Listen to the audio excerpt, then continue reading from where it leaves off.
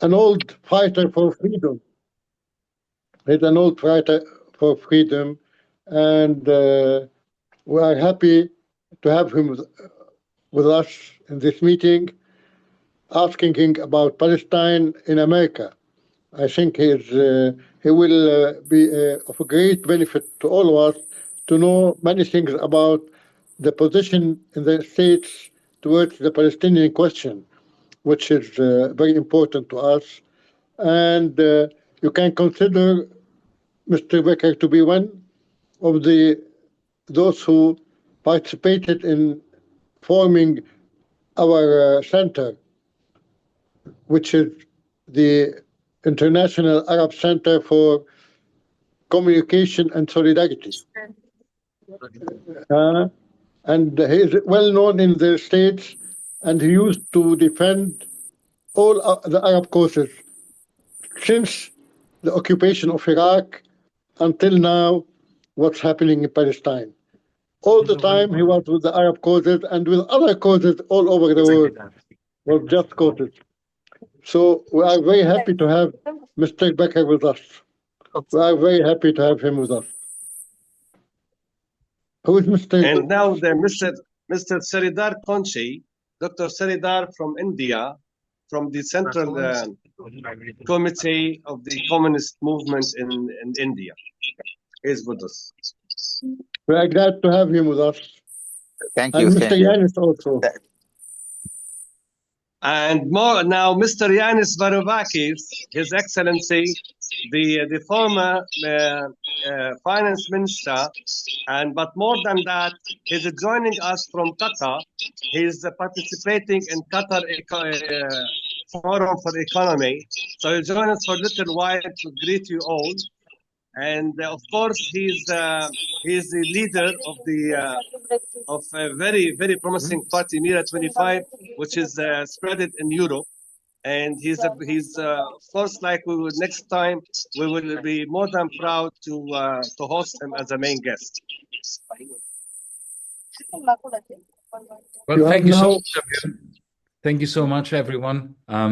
If I may just interject for a moment, because I need to go. It is a great privilege. It is a great honor to be in your midst. These are moments in history which are going to stigmatize our generation, not only in Lebanon, not only in West Asia, not only in Europe, but across the world. You know, if this were the 19th of April, 1943, we would say that the world, humanity, had only one duty: the duty to defend the Jews who were being pulverized on that day in April 1943 by the Nazi war machine as they were crashing the Warsaw Ghetto.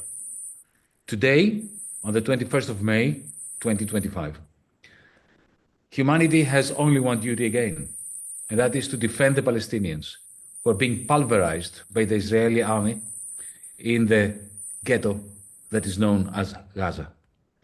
We have a monumental opportunity to bind forces in the four corners of the planet in order to make the cry of humanity that was uttered collectively in 1945, never again, to make never again true again. There's nothing I need to tell you because we all know what is going on. We just need to combine our spirits in a collective cry which may shake the majority of people in a majority of countries out of their complicity. Because even when, as the leaders of the United Kingdom, of France, of Canada did only yesterday, even when, after 2 years almost of the massacre of the Palestinians, come out with words that seem supportive of the Palestinian cause, the West's leadership are complicit even today, even with these words that they utter. Because you noticed, didn't you, that they are not condemning Israel. They are doing nothing to end the trade in armaments. They are doing absolutely nothing to sever ties, to boycott, divest, and sanction Israel. We need to shake our peoples across the world out of this complacency, which leads to complicity. Complicity in what? In the displacement and the replacement of the Palestinian people from the West Bank, from East Jerusalem, from West Gaza, and of course from South Lebanon, not to mention Western Syria these days, because the greater Israel project is proceeding apace. Friends, comrades, let me just finish by saying just one more thing. Even friendly media, and I am speaking to you from Qatar, where Al Jazeera is stationed, even Al Jazeera, which has done quite significant work in promoting the Palestinian cause, even they portray the Palestinians as victims. We must not do that. The Palestinians are resisting as we speak. The Palestinians are not victims. They are a people who are fighting. They are agents. They are writing history. A whole population that, under different circumstances, would have left or wanted to leave Gaza, is refusing to budge. The Israeli army is losing the battle against the masses of the people of Gaza, who are being shifted left, right, and center, but who are not being defeated. So let us not treat or look upon the Palestinians as victims anymore. Let us celebrate them as resistance fighters. And without resistance, there can be no hope. With the resistance, we can all hope that not only Palestine will be free, but that we will be free. Because if Palestine is not free, none of us will be free. Thank you so much for giving me these few minutes. Thanks to you. Thanks to you. And we will have you in the near future, for sure. We are proud to have you among us, Your Excellency. And we'll welcome as well Professor David Miller from London, and the lawyer Yanis Rachiotis from Athens, and Comrade Filippo Del Piani from Rome, Italy. You are welcome in our Zoom meeting. Please, Mr. Ma'an, proceed if you don't mind. Good evening to everybody. I don't know if it's evening in the States now, but good evening, good day for everybody. We welcome you all. We are very happy having you participating in this meeting concerning Palestine in the eyes of Americans, which is going to be given by a lecture given by David, Mr. Brian Becker. Brian Becker. He's an old friend, and he used to be with us with the Arab causes all over these years, with Iraq against occupation, with Lebanon against Israeli aggression, and all the time with Palestine. And we are very happy having him starting this series of lectures, which started last month by Dr. Ziad Hafiz. Now we are having a very important figure who, whenever you hear about a demonstration or any action towards our causes, defending our causes, be sure that our friend Mr. Becker will be behind it, he and his comrades in New York and in California and all over the United States. Now I ask my comrade Nabil Halla to preside this session, and Nabil, as you well all know, is a very important figure in our international struggle against Zionism and against fascism and against colonialism. Please, Nabil, start. Thank you so much, sir. Actually, our work after your instructions as well. You're the big boss in this matter. You're the idol.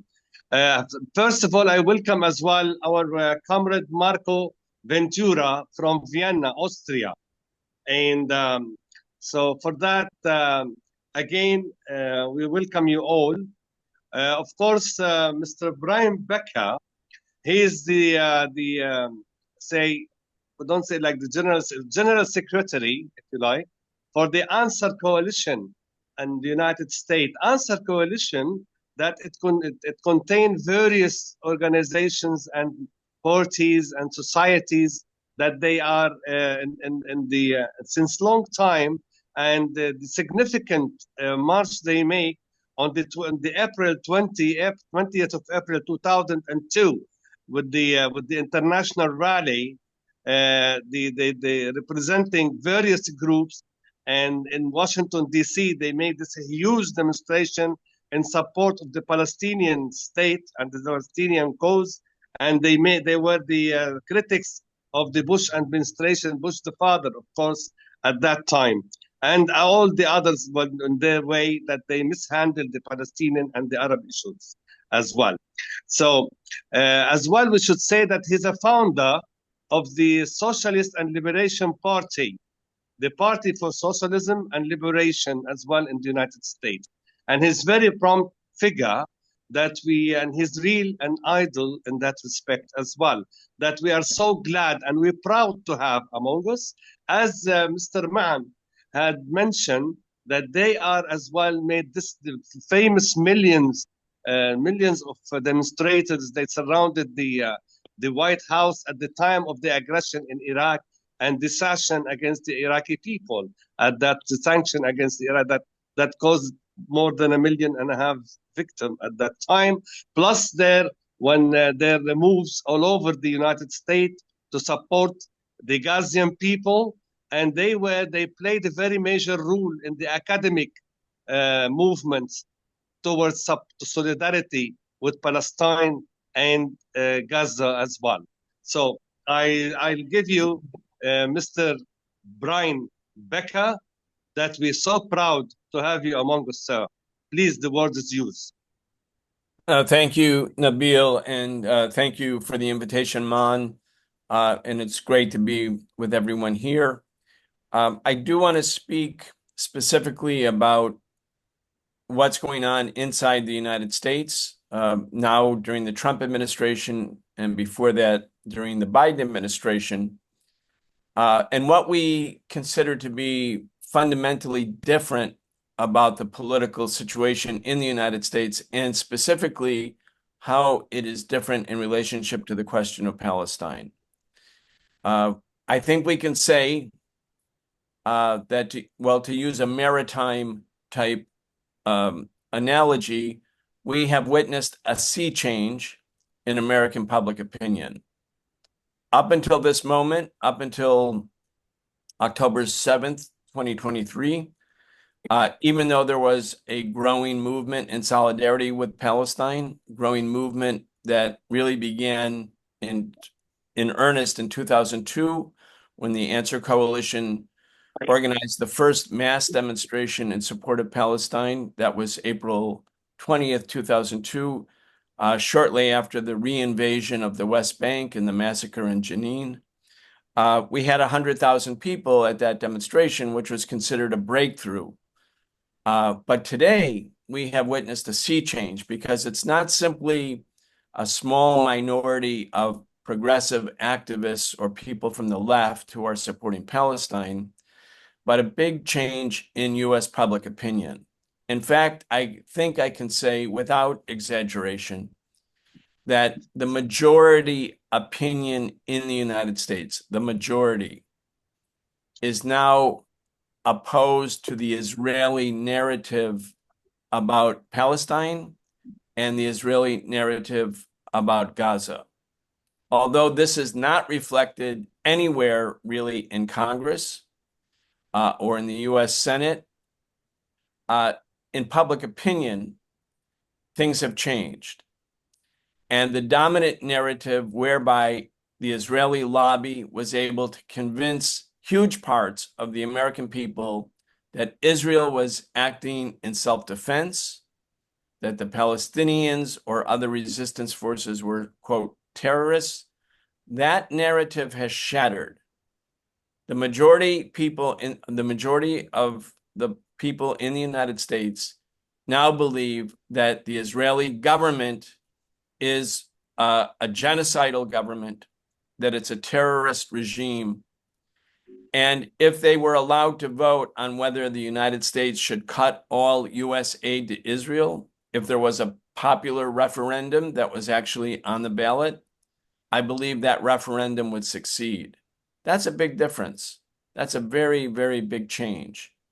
It doesn't immediately impact U.S. policy because the U.S. ruling class policymakers are to some extent shielded from public opinion.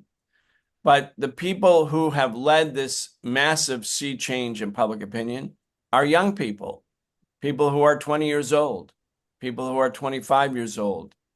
When they turn 30 or 35 or 40, they are not going to suddenly change and think Israel is this wonderful democratic nation. They are going to have the same view that they have now, that Israel is a terrorist regime. On October 7th, a few of us met together after we heard the news of the attack by resistance forces. And we immediately called that day on October 7th for a mass protest in Times Square in the heart of Manhattan in New York City. And even though at that moment, the resistance forces were completely demonized in the media, thousands of people, maybe 10,000 people, came into the streets. By November 4th, 2023, when the Israeli genocide was clear to all, when people could watch it in real time on their smartphones, the first time a genocide could be witnessed in real time by the people of the world. First time. Yanis mentioned what happened in the Warsaw Ghetto. That could not be witnessed in real time. Today, it can be witnessed, and it is being witnessed, and it has changed politics in a very profound way. By November 4th, 2023, on 2 weeks' notice, the Answer Coalition and our partners in the Palestinian diaspora, our partners in the Palestinian Youth Movement and other progressive Palestinian organizations, we held a demonstration in Washington, D.C., and 500,000 people came, 500,000 people. By January 13th, we had 400,000 in Washington. In Detroit, Michigan, we had a conference called For Palestine, and 3,000 organizers came, not the masses, organizers, 3,000 people. On June 8th, 2 weeks after that, we said we were having a red line demonstration around the White House. Biden said the invasion of Rafah would be a red line and that Israeli had invaded Rafah. We created a physical red line with tens of thousands of people dressed in red with red banners literally surrounding the entire area of downtown Washington, D.C. And I noticed that in Europe, there was just a big red line demonstration this week. That was a project that we initiated back on June 8th. When Netanyahu came to speak before both houses of the U.S. Congress on July 24th, we had tens of thousands of people come again. The police attacked us, they tear gassed us, they beat people, they arrested people.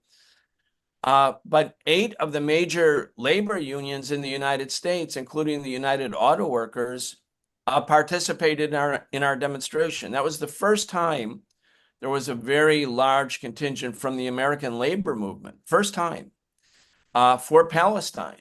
This was a big breakthrough. As all of you remember, historically, the AFL-CIO, the main labor confederation, could be counted on by the State Department or even the CIA to echo U.S. foreign policy. Now there is a shift. It's not complete, but it's a rupture within the summits, the leadership of the U.S. labor movement regarding Palestine. At the same time, we were very helpful in providing support to the students who occupied the campus at Columbia, and then at Harvard. When the police attacked the Columbia students, we organized tens of thousands of people that night to support the students.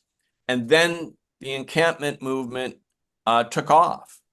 It went all over the United States and, in fact, all over the world.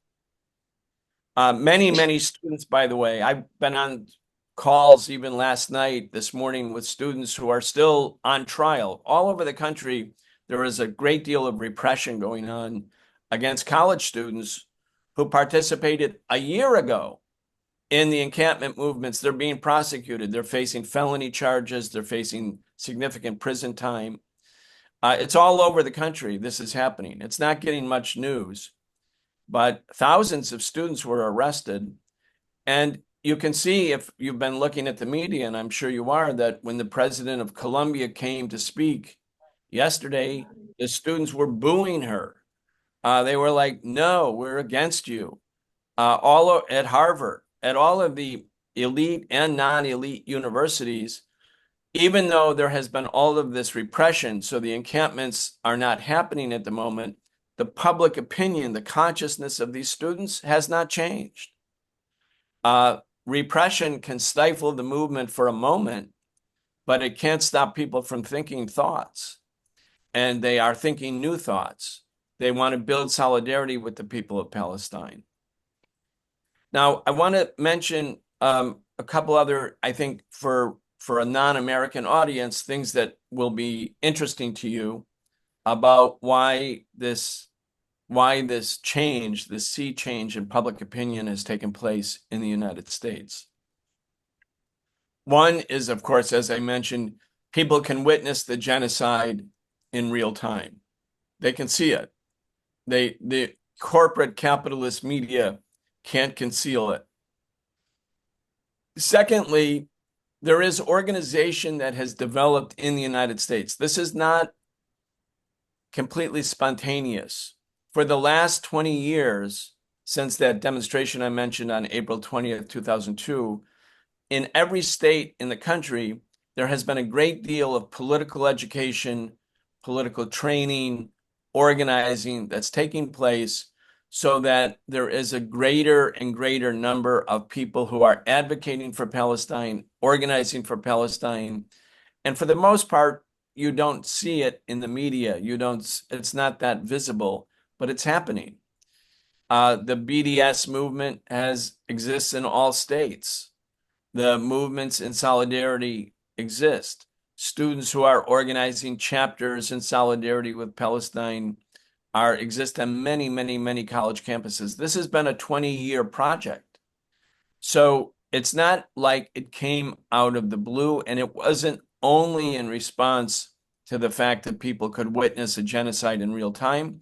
It's also a consequence of long-term grassroots organizing that has been taking place. There is another factor, and I think this is really important, especially for all of you, for all of you in the Arab world, is that Answer Coalition exists. As Nabil pointed out, we have existed since 3 days after the September 11th, 2001 attacks. We formed as a coalition of progressive, anti-war, anti-imperialist groups on September 14th, 2001. And we have this experience of mass organizing for a long time now, more than 2 decades. So there is that. But there's something important, which is the Palestinian diaspora has formed its own organizations, and especially among young Palestinian and young Arab Americans. So, for instance, we were partnering with the Palestinian Youth Movement, which has chapters in many places around the United States, as also internationally. But from the beginning, on that meeting that I talked about on October 7th, where when we heard the news about what happened, we started calling and started meeting that day. And so the Answer Coalition, which is a multiracial, multinational, American, US-based anti-war group, had a partner with the Palestinian Youth Organization, the Palestinian Youth Movement, and other Palestinian organizations. And these organizations of young Arabs in America are very conscious. They're very politically educated. They're very aware of the history. They are functioning as Americans in an American context, but they're also functioning as Arabs and as Arab Americans and as Palestinian Americans. And so this combination of having an acute awareness of Palestinian history, the history of Zionism, the history of resistance, and also being Americans, they have the ability to speak to other non-Arab Americans in a language, in a voice, in a vernacular that is very familiar. So in a way, this generation or second generation of young Arab Americans, Palestinian Americans, are one, ambassadors into the larger population about the cause of Palestine, and at the same time, highly organized. So we had partnering organizations, and this was a very important and sort of the right the government is trying to repress us at the moment, and they're acting as if this is some giant conspiracy. It's not a conspiracy. It's a working relationship between progressive organizations, some of whom are from whose parents or grandparents were from the Arab world, and others who are not Arab and have no Arab lineage. But it's been a very potent part of the organizing process.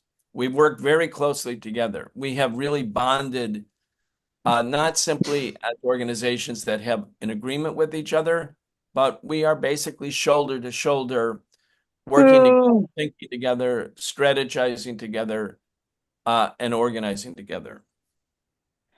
Now, one other thing that I think will be important for you to know is that we made a movie, some of us who are associated also with Breakthrough News Media, we made a movie called The Encampments, which was about the experience at Columbia. And it's co-produced or being brought to the public theaters by Watermelon Productions, which is a Palestinian or Arab American film company. But we made the movie, we embedded with the encampment. We had our filmmakers there. They lived it, they experienced it. That film, The Encampments, has taken off in the United States. So we were in theaters in 80 different cities in the last month. The gross, the amount of money the movie has grossed makes it the 5th most watched documentary this year. So in other words, it's penetrating into a broader sector of the population beyond the organized movement in solidarity with the Palestinian people. I hope that you will be able to see the movie. Amazon is releasing the movie as well as other streaming services starting next week. So this is an important sort of another element, sort of something beyond which we could not do in the past, but now we have the capability to do it. We feel that I'm going to read to you a headline from the New York Times, and I want to talk a little bit before I wrap up about the Trump administration and where is Trump going? What is Trump doing? What is Trump thinking about?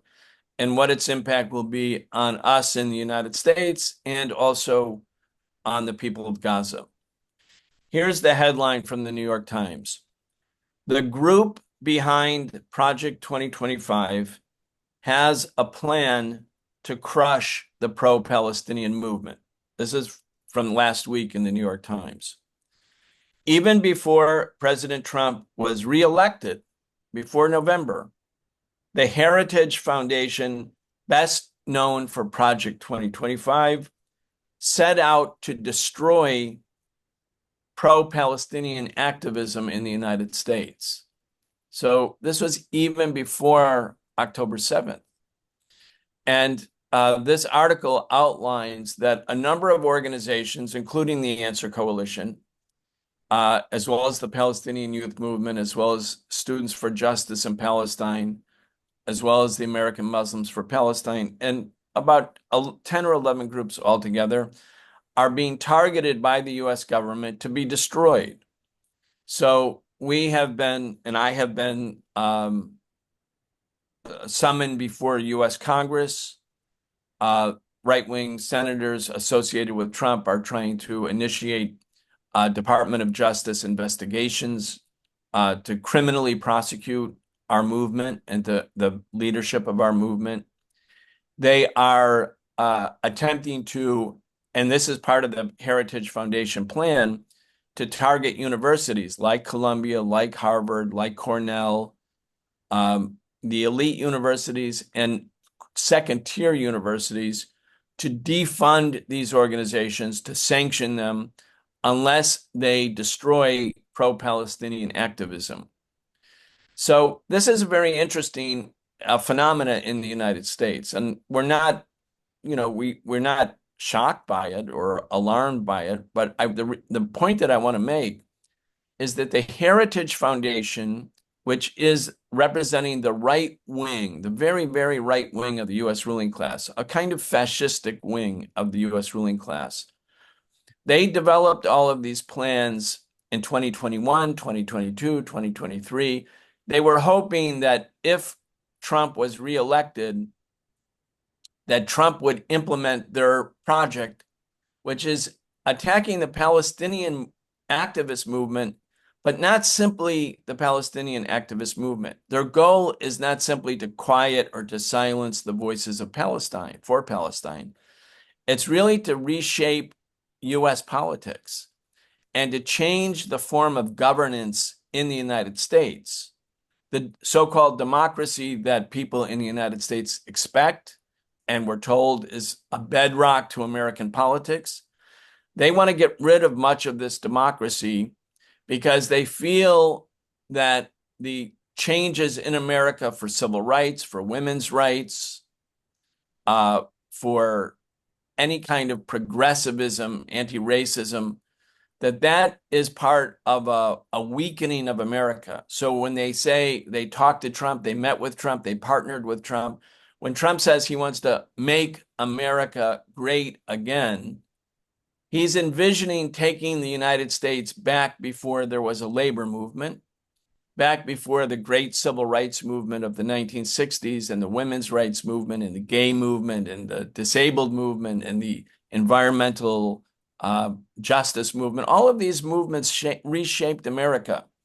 There was something of a cultural revolution in the United States that overcame the 3 centuries where slavery and the undiluted authority of capitalists was basically shifted. So there have been some changes in America that were progressive.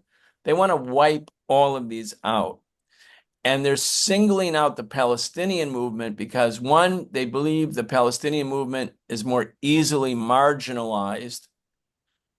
It's a newer movement, less popular. It's not the Black civil rights movement, which is very entrenched and strong in America.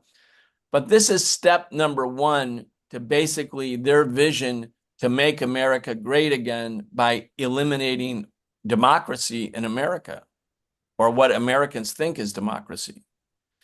And so there is a new coalition that's emerging in the United States that we are helping to build. And I think this is important because you won't get any of this from the media, that we're attempting to build, and I think we're building with some success, is connecting the Palestinian activist movement with the Black civil rights movement, the women's movement, the trade union movement, the movement that wants to have freedom of expression in the United States, that believes that people have the First Amendment, the right of free speech.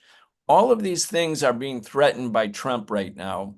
So we're building this broader coalition. And the most encouraging part of this is that, unlike in the past, where the Palestinians and the Arab cause would have been rejected as too extreme, too demonized, too targeted, now our movement, the pro-Palestinian movement, is being welcomed into these other spaces. So you see emerging in a very embryonic way, a beginning stage of a new mass movement to expand democracy inside the United States, to defend democracy and expand it. And it includes the Arab American community and the Palestinian activist community. So I also think most of these other communities among workers in the unions and among the Black population, very sympathetic to Palestine. And I believe we're entering a period of what will be an epic struggle inside the United States over the direction of the country, but Palestine will be right at the center of it. Final words are, of course, anything that we do in the United States is only a consequence of the steadfast, resilient position of the Palestinian people and the people in Gaza, who, in spite of all of the suffering, the genocide, the destruction, I mean, it's unbelievable what has happened. It's not possible to minimize the suffering of the Palestinian people. And yet, people have not given up. So we view this in a historical way that this, even with all of the setbacks in Gaza and the terrible suffering, it's not the last battle. In fact, the Zionist project, which is dependent on American imperialism, I think its days are numbered. Maybe not soon enough, not fast enough. But if America and the American population turns against Israel, this will become a major factor in the period going forward. And that's, in fact, exactly what's happened. There is not, I believe, an inevitable connection between U.S. imperialism and the empire and the Israeli state. I think at a certain point, the U.S. can consider and will consider Israel to be a liability even for the protection of the interests of the empire in this resource-rich region of the Middle East. So I believe the Zionist forces inside of the Israeli regime recognize that even though they have succeeded at killing so many, that they are entering a perilous time for Zionism, because once the connection breaks with U.S. imperialism or the U.S. government, the Zionist colonial project will give way. There's two options for the future. One is apartheid or democracy. And by democracy, I mean whereby the Palestinian people have the right to return. Arab, Muslim, Christian, and Jewish people live as equals, where there is a reclamation of the land and the self-determination of the Palestinian people. Those are the two options, apartheid or this other option of progress. And I firmly believe, that progress and democracy, not apartheid, will win this historic battle.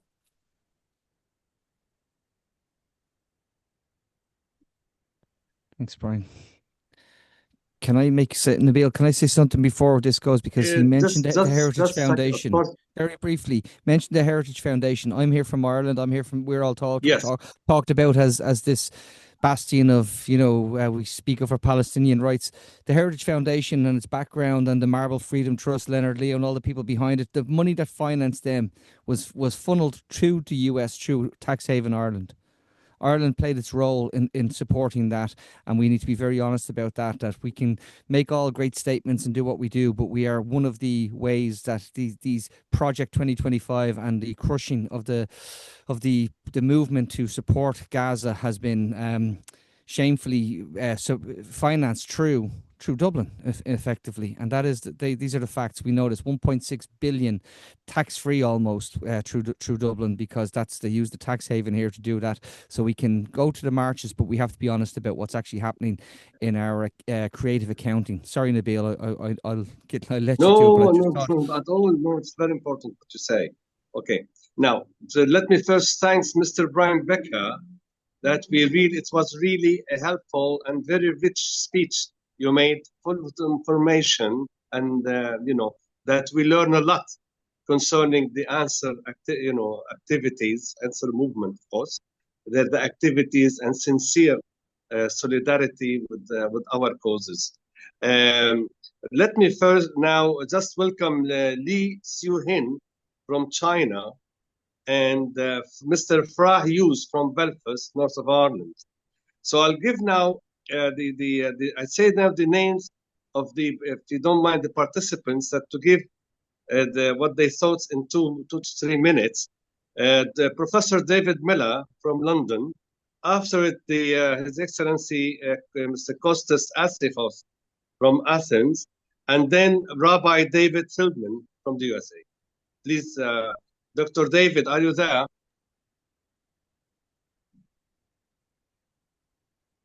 Professor Miller? Yes, I'm here. Oh, great. It's good to see you and to hear you again, sir. Okay, so please proceed. Well, I'm not sure I have anything much prepared to say, but I mean, what I would say is that I very much liked that talk about what was happening in the US and about the kind of, if you like, the arc of history bending towards justice, which is the kind of, I guess, the traditional position of much of the left in the West. I'm not sure I'm as optimistic as that. I don't see that in the UK. Maybe this is a distinction between the UK and the US. I mean, I think that we are in a stage of one step before disaster. We are at the level of the possibility of the extinction of the Palestinian people, and we need, as a world movement, to find a way to take more direct and effective action. Yes, of course, we are doing things. Many of us are doing things which have been effective, can be effective, but we need to be able to take action which can actually stop the genocide. And I'm not sure that we are prepared as a movement to do that. Yes, of course, I thought the last speaker's comments about the lead we need to take from the Palestinian resistance is of course correct. And it is only the resistance in Palestine and their allies which will liberate Palestine. Palestine won't be liberated by progressive politics in the UK or the US or anywhere else. Palestine won't be liberated by writing letters, by going on demonstrations, by making occupations. Palestine will be liberated by military resistance, by the Palestinian resistance, of course, by Hamas and by PIJ and by the PFLP and the DFLP, but also, of course, by the other forces in the region, some of which have suffered significant losses recently, which of course we know about. So, of course, I'm talking about Hezbollah. I'm talking about the Iraqi resistance. I'm talking about the little bits of resistance which still exist in Syria. I'm talking about Ansarallah in Yemen. And of course, I'm talking about the most important part of the resistance, the axis of resistance, which is the Islamic Republic of Iran, which I've just returned from being in for a week.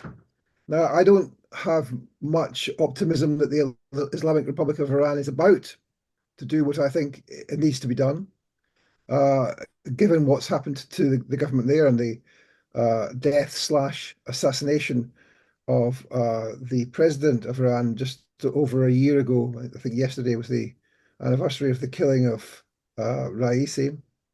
But nevertheless, these are the forces with which we will have to unite and find ways of supporting in order to finally liberate Palestine, to bring an end to the Jewish state, to bring an end to the Zionist colony, and finally to have a Palestinian state. Now, it sounds in a way from what I'm saying that there's nothing that we can do in the West, and I don't want to give you that impression. I don't think that's true. I think that there are material things that we can do to support the resistance, and I would say that there are two of them, very broadly.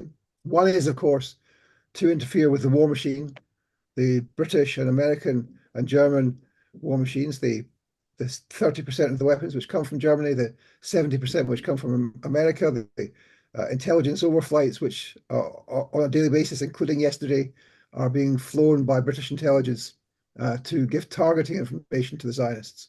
All of those things need to be interfered with.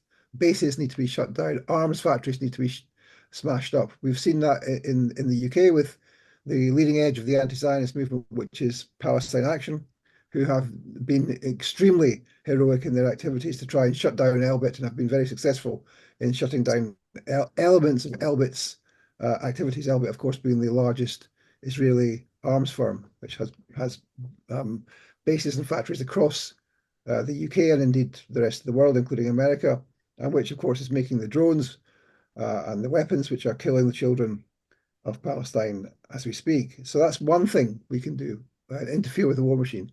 But I think the second thing we can do in order to degrade the Zionist movement is specifically that, to target the Zionist movement. The Zionist movement is not just in occupied Palestine. The Zionist movement is on practically every street corner in Western Europe, in the UK, in the US. There are thousands and thousands of Zionist organizations. And we are not as familiar with them as we need to be. For example, there is a genocidal cult called Chabad, which is a particular Hasidic group which is involved in the genocide. They have something like 1,300 different branches in the US. They have over 150 in the UK. These are organizations which should be shut down. They are genocidal, and they are on a daily basis supporting the genocide. The rest of the Zionist movement throughout the whole of the world, including the 40 or 50 countries where it is formally organized, they have, there's a Jewish National Fund in many of these countries. There's a Jewish Agency Office. There's a Karen Hazard Office, which raises funds to ethnically cleanse Palestine. All of these organizations have offices. They have financial advisors. They have lawyers. And they have places that you can go and demonstrate. These organizations are supporting the genocide on a daily basis, and they need to be shut down. And I think we need to be doing much more on that in the coming months. Thank you. Thanks to you, Professor David Miller from London. We move now to His Excellency Mr. Kostas Asifos from Athens. Well, hello from Athens, dear friends, dear comrades. Actually, it is very, very difficult to speak at this moment, following up what other comrades and friends have pointed out and what is happening in their own countries. Brian Becker and Mr. Miller and so on. But just let me say that in about an hour, we will have a mass demonstration in Athens downtown across the parliament, with thousands and thousands of young people, social and political organizations and trade unions against the Greek government, because the Greek government is a shame to the Greek people today and our historic memory. The Greek government has become a collaborator in this genocide. It's not just an ally. It is a collaborator of this genocide being committed against the Palestinian people. And the Greek people are very ashamed of what is happening. So they're going to be in downtown in about an hour or so, voicing out their anger, but also their solidarity towards the Palestinians. The Palestinians are not just neighbors to the Greeks. We have had historical ties for thousands of years. We have known each other in difficult historical times, and we feel the Palestinians as our own people. Let me just say, as it was said before, that this televised genocide, every time we see pictures and short films of what is happening in Gaza and the West Bank, a Greek tear is shed by a Greek mother and grandmother. And I do believe that this is not just philanthropy. I hate this word, even though it's a Greek word. We're not philanthropists. We are in great solidarity with with our sisters and brothers from Palestine. It is a very shameful time for humanity today, in the last year or so, because we cannot just watch. I think this last proposal, which was made by Comrade David Miller, in listing out, making public all the organizations, secret or open, of Israeli and their allies in order to carry out this genocide, in order to sort of lie about what has happened and what is happening in this war, continuous war of ethnic cleansing and genocide since 1948. We have lived for the last 77 years in a constant ethnic cleansing and genocide. And what we have seen is remarkable for modern human history, even not modern, for human history itself. The Palestinians have not lost. They have not lost this war, even though militarily speaking, what we see is constant killing of people, innocent people. The Palestinians already have won the war of solidarity in the whole planet itself. There is not one country and not one people within its society which is not feeling what is happening today. So I think in order for us to finish up what we're going to talk about, and perhaps when Nabil and Dr. Mann end up sort of closing up our meeting and what we have said, is that we have to be more practical today and more united around the world, whether it's Austria, the United States, Great Britain, every European country within the European Union and outside the European Union. The long list of Holocausts in the last 100 years, whether it was in Africa or Latin America or the Caribbean, the indigenous people in the Americas, Asia, Cambodia, Vietnam, and so on. This list of Holocausts goes on and on and on. And this is a crucial time for humanity to come into terms, looking in the mirror and saying what we are doing, what we have become.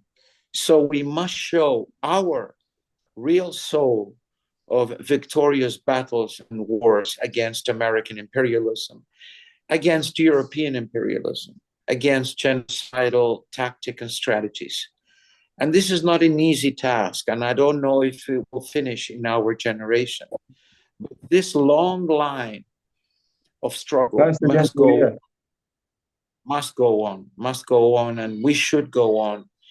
And I do believe that what we're doing today is nothing more than what is necessary to be widespread along our societies, whether it's in the media world, the mediatic world, or the just the regular good morning talks among workers.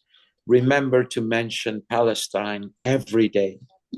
Every day, Palestine must be mentioned in the bus stops, when you're in the public transportation, where you work, when you're the student at a university, whether you're just walking in the street and talking to a friend, and make sure that other people are listening. Palestine is a part of our soul today, and it must continue to do that. Yes, you're right. Thank you so much, Your Excellency. And it's a long way, but with the struggles, it will take some time. But when we unified our own efforts, we can reach the aim and the goal. Now I'll move to the respectful Rabbi David Feldman. Please proceed. Thank you very much. Thank you, Nabil. Thank you for the invitation. And a special thanks to all the speakers, but especially to Brian Becker, who I know personally for the longest time. We are always working together. We are attending these major rallies that Mr. Becker was mentioning. And it's a pleasure to be able to contribute to these important activities. My name is Rabbi David Feldman. I represent anti-Zionist religious Jews in the United States, throughout the world, and in occupied Palestine. I would like to mention a couple of important points. First of all, what Mr. Becker said about the change in the United States. Yes, we see this especially recently in the past 19 months on a very large scale. But what I would like to add my personal experience, what I am witnessing is a great change amongst Jewish people, and not only people who dropped Zionism, who are speaking up for Palestine, but even those who still identify with Israel, even those that will raise an Israeli flag, are so much more confused today than before. And I strongly believe that we have reached an excellent point where so much change is taking place, at least a change in the minds, and we definitely have a very good potential in the future, hopefully. Now, what was mentioned, what Mr. Becker mentioned about this massive intimidation in the United States, this is terrible. This is unfortunately affecting almost everyone. So many people are intimidated, deeply intimidated, and unfortunately, therefore, they are reluctant to do what they strongly believe is right. What was done, the experience that university students had, and so many people who are arrested, unfortunately, is giving a lesson to other people to remain silent, which is very sad. But that said, we need to always take in consideration, no one should ask a question why we don't see more people. You know, we see hundreds of thousands of people, as Mr. Becker mentioned, but we should realize that there are much more people behind all of these vocal people. Never ask a question why more people don't come out. You always ask a question, how come that these people, despite all intimidations, do come out in public? This is really encouraging. But when we are talking about this massive intimidation, as a Jewish rabbi, I must mention that much of this intimidation surrounds the point, this accusation, this false accusation of anti-Semitism. And this is something that we must understand, especially people who are active in the pro-Palestinian movement. Unfortunately, this false accusation is always being used, conflating Judaism with Zionism, anti-Zionism with anti-Semitism, and this is being used as a propaganda tool, which unfortunately to a certain extent is very successful. And we should know better than that. First of all, we need to understand the difference between Judaism and Zionism. Judaism and Zionism is not the same. Judaism is a religion only, the belief in God and the practice of his commandments, no politics to it. Versus Zionism, which is a purely political movement, should never be confused. The Jewish people following the Jewish religion should never be confused with political people who support a certain political movement, happens to be a criminal political movement. All what Israel stands for is in total violation of Judaism, killing and stealing, oppressing an entire people. The philosophy of Zionism to build a sovereign homeland for Jews is contrary to basics of Judaism, which teaches that Jewish exile is a divine decree. We are forbidden to end this by any physical means. All that Zionism stands for is in total contradiction to Judaism. Therefore, you have masses of Jewish people who oppose the movement of Zionism for each and every reason. Now, if Zionism is contrary to Judaism, if masses of Jewish people oppose it, opposing Israel cannot be considered anti-Semitic. But unfortunately, this accusation is being misused unjustly. It's misleading, and unfortunately doing so much injustice to the Palestinian people, to these oppressed people who deserve the voice of right-minded people in the free world to speak up for them. But in addition, it's not only injustice for the Palestinian people, this is injustice for the Jewish people as well. Because unfortunately, when people conflate Judaism with Zionism, unfortunately, they are making a statement that all Jews, God forbid, support these crimes, which ends up making a statement that all Jews are accountable to all these crimes. Now, conflating Judaism and Zionism, misusing this anti-Semitism accusation is actually an act of anti-Semitism, generalizing all Jews. And we should never allow this. When Mr. Becker was referring about these two choices that we have, I definitely agree. We have a choice of either apartheid, either oppression or freedom. And obviously, certainly, we should choose freedom and justice. But again, coming back to my point, people sometimes are intimidated and they are reluctant of making this statement that we want a total free Palestine because somehow this might be dangerous for the Jewish people. And this is wrong. And first of all, we should seek justice, not only non-Jewish people, Jewish people. This is a Jewish value. Tzedek Tirdof, a verse in the Torah which says that justice you should pursue. In our prayers, we say, Melech Oyav Tzeduk Mishpah, the king, referring to Almighty God, who loves justice and basically justice. Now, but freedom for Palestine is not only the freedom that the oppressed people of Palestine deserve. This is safety and security for the Jewish people also, because unfortunately we are witnessing this endless cycle of bloodshed where everyone suffers because of this brutal, unjust movement of Palestine. All of us should seek freedom. We should stop occupation, oppression, and genocide. And God willing, inshallah, this is going to be the favor of humanity and of us all, everyone involved. Inshallah. Thank you so much, your respectful Rabbi. We are honored of your participation, sir. I welcome Mrs. Tara O'Grady from Republic of Ireland, but she was one of the organizers of the International Council's vote that had been subjected to an aggression by Israeli drones near in the Sea of Malta. So you're welcome, Tara. Now I'll give the speech to Mr. Marco Vanjura from Vienna, Austria. And after him, Mr. Frah Hughes from Belfast, North of Ireland, and then Mr. Li Suhin from China. Please proceed, Mr. Marco. So thank you, but everyone. Just to say that Marco, he was lately a candidate of the latest parliamentarian election in Austria, and he is one of the very active youth movement in Europe and in Austria. Please proceed, Marco. Yes. Thank you, Nabil. Thank you so much for organizing the whole event here. Funny, because Tara, I was just meeting her by chance because I was traveling to Malta, and by chance I was seeing them actually next to my restaurant where I just by chance was sitting and having dinner. It was a very funny coincidence, and now I see her here again.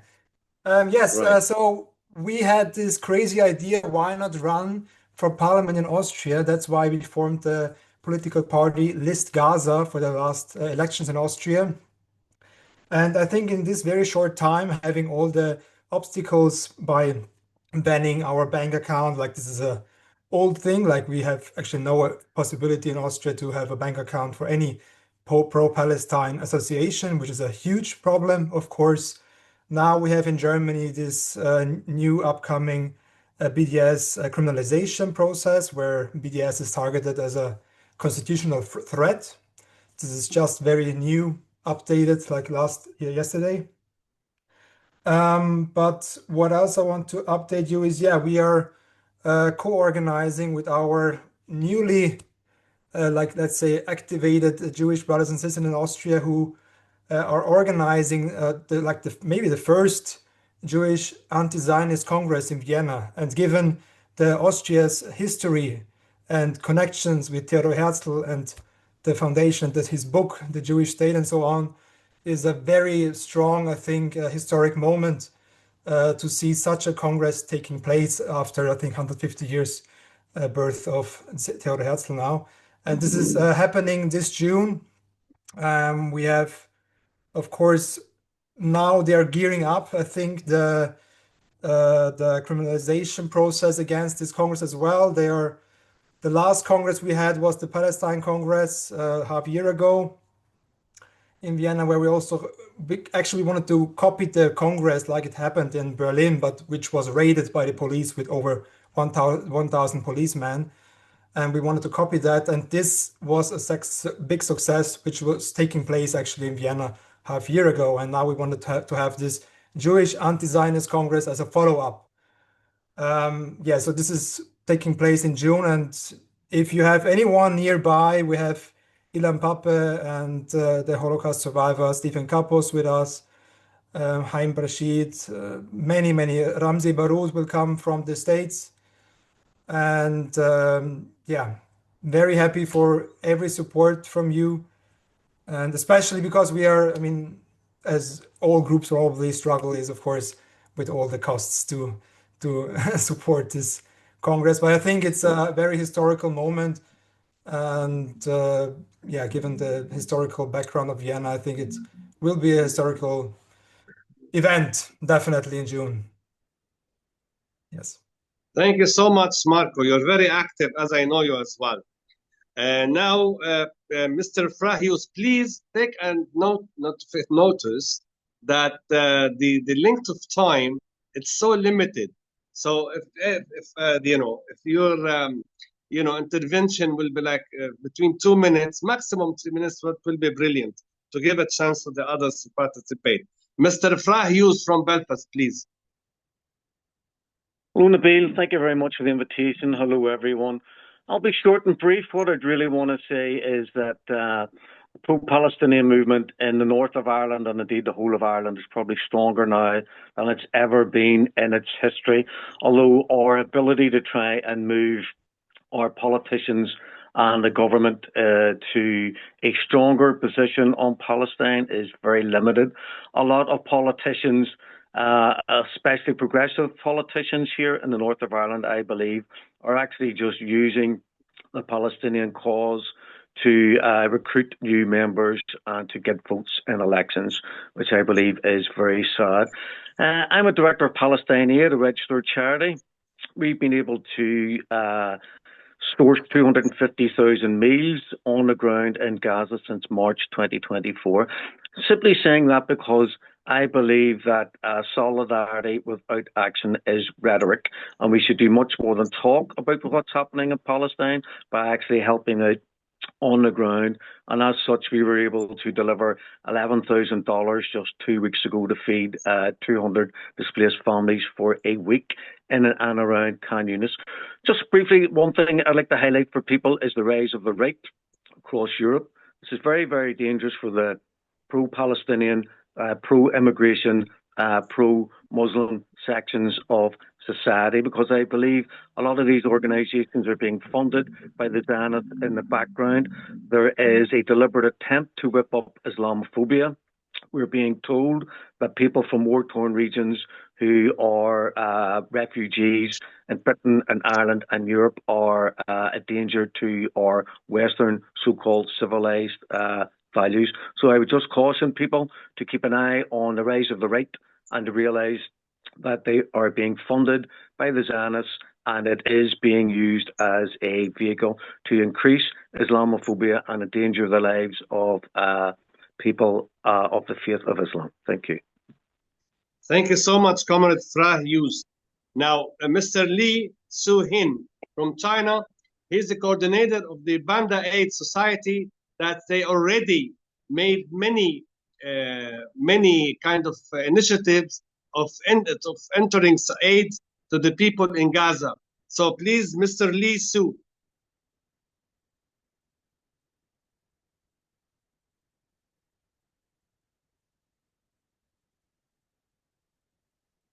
Mr. Lee, can you hear me?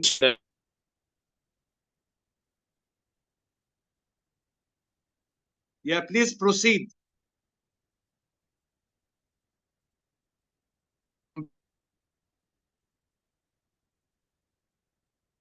We cannot hear you. Can you open the microphone?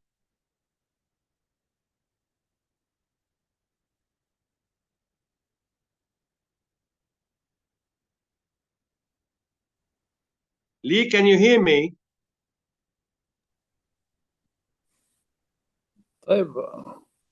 I suggest yes, give now we can yeah, see you.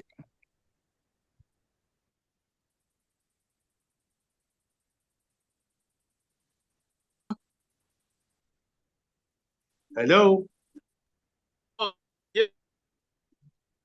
Connection's very weak. Unfortunately, Nabil.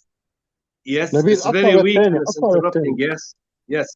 Okay, so in that respect, please, can we hear? We can, when you fix your I mean, the mean of communicate, Lee, we can hear you again. We can communicate with you later. Now, Mrs. Tara O'Grady, please. And then Mr. Yanis Rachiotis, the lawyer. Thanks very much indeed, Nabil. I didn't expect whatsoever to have the floor, and I appreciate it. It's nice to see you, David Miller, and also yourself, Marcos and Fra, and also Lee. I know he's here, and it's great to see you all together, and yourself, naturally, Nabil. I just got back from Malta, where our ship was bombed by Israel. The night before we were supposed to board and leave. Are my subtitles coming through? My subtitles coming through okay? Carry on. Okay. So there was an Israeli Air Force jet in Malta, in the airspace of Malta on the 1st of May, which I saw myself and mentioned it to one of my comrades. And then that night, we were told, okay, we're going to be boarding in a few hours' time, go back, repack your stuff, and let's get ready to board the ship. Then we were told that the flag, which we had, which was from Palau, was being pulled, and it was pulled, of course, because of American pressure, which in turn came from pressure from Israel. We thought, okay, we'll wait another 2 days and see if we can find another country to give us the flag. But that night was the night that the 2 drone strikes happened. One of them hit the hull at the front of the ship and created a massive hole, and it meant that there was water being taken on board. And then about 2.5 minutes later, a second drone struck the emergency generator on the ship. So the boat basically was 12 kilometers out from shore, was in distress, and still to this day has not been permitted to safe harbor anywhere in Europe. This is an extraterritorial international human rights attack on a vessel that was carrying humanitarian aid, all civilians. There were no weapons on board. There was a survey done on the 5th of May. It was handed into the Maltese government on the 6th of May, and we only received the survey report yesterday ourselves. So we have not yet had time to assess that. However, one thing that came from the report, which was excellent to see and was very clear, we were concerned, obviously, that the person who was doing the survey, that their credentials would have been completely transparent to us, so that they wouldn't have been a plant from Mossad, which we were very concerned about. But the gentleman who took the survey said that the explosions definitely came from external propulsion. So they were ballistics that came outside of the vessel, because there had been a suggestion that we ourselves had set fire on the vessel to try and create some sort of media furore around it, which we absolutely hadn't wanted to do. Indeed, we had tried to maintain the integrity of the mission up to the point that we left, because we wanted concealment. We wanted to be able to have even that 0.5% chance of reaching Gaza. There was no intention for it to have become just a media stunt.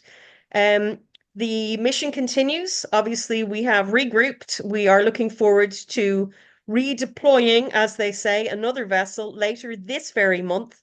And we are going to continue to try to break the siege by land, sea, and air in coming weeks. So please do watch this space. I am as frustrated, as hurt, as angry, as insulted by what's happening as each of you are. It is in our lifetime, some of us, allegedly the other day, the valedictorian at Columbia University said that the protests and demonstrations that they're witnessing haven't been at this scale since 1967-68 during the Vietnamese War. Now, that was definitely, people didn't call it a genocide, but you can't tell the 4 million Vietnamese that the Americans killed during that war that it wasn't an attempt to genocide them. This is the genocide of our time, and we're watching it unfold live. It is ghoulish and demonic that this is happening this way. So everything that we're trying to do is worth it. Okay, the people inside the region are the ones who are going to stop this war, but the people around them, those countries, the kingpins who are sending their money to take gold out of Africa and bring it into their countries, they are so complicit in what what's happening here. The International Criminal Court, okay, we've got a problem with our international systems, the United Nations, the ICC, and etc. They don't have the teeth that we need them to have, but there are things that can work. We saw recently the arrest of Duterte from the Philippines when he was in Hong Kong. There is an arrest warrant for Netanyahu. I'm confident that they're going to try and take it further. There'll be an assembly for state parties at the ICC held in New York in July, the first week of July, and it will be addressing these things too. And it's going to be interesting. The organization, one of them that I work with, has ECOSOC status with the UN, and was part of the coalition for the International Criminal Court since the very beginning of the Rome Statutes. So I will be trying to go to New York, but the threat to so many of us who are trying to be interlocutors with the ICC is that we will be placed under arrest. It's not something I'm worried about, obviously, because I had hoped to be at this moment almost reaching Gaza. But I know that there are a lot of people who will be watching how Trump behaves around the ICC and his embargo of the ICC in the next few weeks. All is not lost. We are crying from the streets. We are making our demonstrations. I know that it's so hard to hear it on the ground, that the people inside feel so hopeless and helpless, but we must not stop trying. And I just want to encourage everybody who's here, every bit of your work, every time, like Costas had said, that you mention it in your workplace or at a bus stop, or if we have a platform, it's important to keep it all eyes on Gaza. We are not the story. The story is not about us. All of the egos have to go away. There can be no posturing about this. It is all eyes on Gaza, and this is the focus, because if it is not, we are submitting to something very base for our humanity. Thank you. Thank you so much, Mrs. Tara. And we will be with you all the way with the coming initiatives and coming moves as well, as we are coordinating with each other as such. Anyway, so now I will give a time to the lawyer, Mr. Yanis Rachiotis, and he is the Deputy General Secretary of the European Democratic Lawyer Association. Please proceed, Mr. Yanis Rachiotis. And because of I have to apologize to the rest because the time is very limited. And then I have to give the chair back to Mr. Ma'am Bashur. Please, Mr. Yanis, proceed.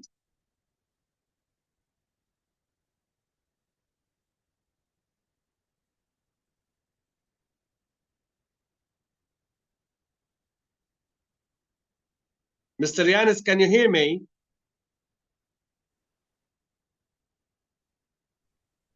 I fear that he is not anymore in this Zoom meeting. Okay, so in this respect, we'll give Mr. Filippo Del Piani from Rome, and he represents the youth movement, the Italian youth movement and European youth movement as well. Please, Filippo, Comrade Filippo, please proceed. Good evening, everybody. Some of you we met already in Rome for the meeting we had with the International Peace Initiative Conference in the April 2024.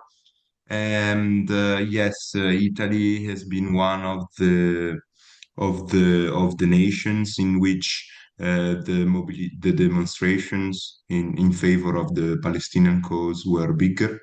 And in every cities, every weeks, there have been huge demonstrations with many young people. And regarding my organization, which is Fronte del Dissenso, we just get inside the Global March to Gaza together with the Freedom Flotilla, which will be in the mid of June.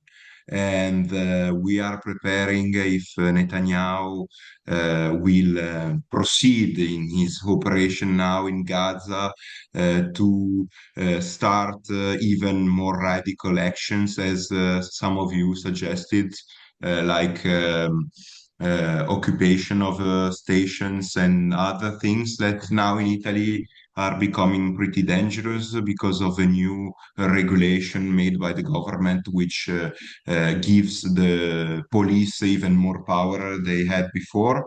But we are thinking also about hunger strikes with some really important people from the intellectual movement in Italy in favor of Palestine, professors in the university and so on. And we are just trying to, organize many demonstrations and many activities as possible together with all our friends, not only in Italy, but around the world. I have to remember you that Italy, even though there is a big tradition in Italy of solidarity with Palestine, we have a really big organization in Italy of young Palestinians people living in Italy. But I have to remember to you that Italy, together with Germany and the United States, is the third supplier of army to Israel.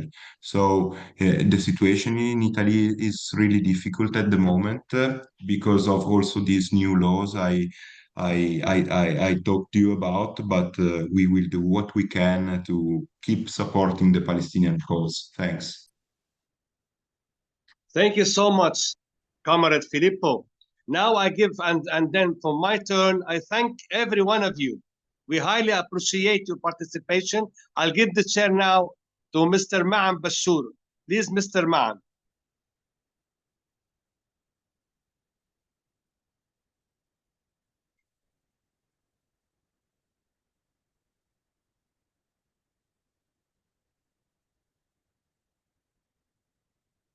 استاذ معن انت موجود؟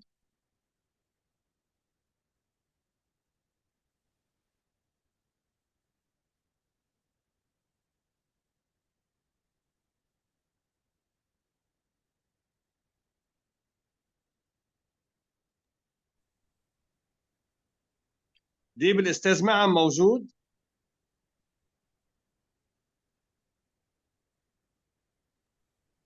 لا ما مبين يا استاذ نبيل. طيب الاستاذ بشاره شفته طلع انا على الشاشه موجود؟ بعده موجود يا استاذ بشاره. طيب ممكن الاستاذ بشاره يدخل على الخط لو سمحت اذا بتريد؟ اي استاذ بشاره افتحت صوت من عندك. استاذ معن معي على التليفون. الو استاذ معن شو راح من عندك النت؟ ماشي؟ اي لحظه بدي فوت خلي زياد. ماشي. Hello. Okay, now we have two speakers. One, the Minister, His Excellency, Mr. Bshara Merhej, okay, and then we will have the last word with the closing word, speech with Dr. Ziad Al-Hafiz of the United States, as he is the Vice President of the Arab International Center for Communication and Solidarity. Please, Your Excellency, Mr. Bshara, please proceed. I want to salute peoples of the world backing the Palestinian cause, and I want to salute also all the persons in the world backing the Palestinian cause, because this is very meaningful and very challenging these days to stand up with Palestine. We have to pay a great price for being at the right side. But we are very optimistic that the Palestinian cause is becoming more and more popular because of the good people all around the world who choose to be on the right side, defending the Palestinian people who are struggling now for mere life, mere existence. And it's a shameful world to be silent regarding the Palestinian question and Palestinian cause.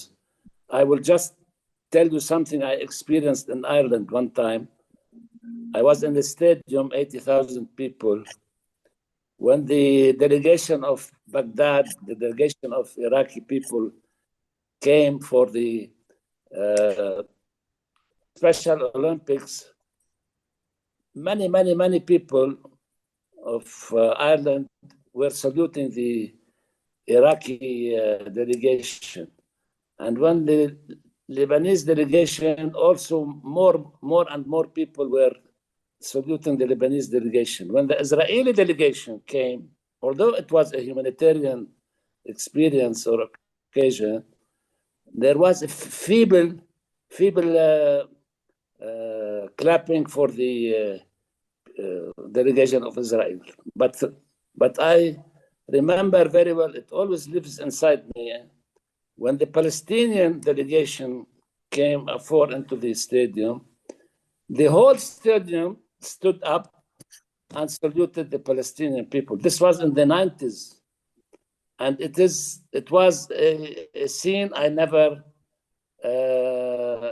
I never forget. So let me now, please, let me now salute everybody, but especially the Irish people. Thank you very much. Thank you so much, Your Excellency. Dr. Ziad Al-Hafiz, please proceed. Thank you, Nabil.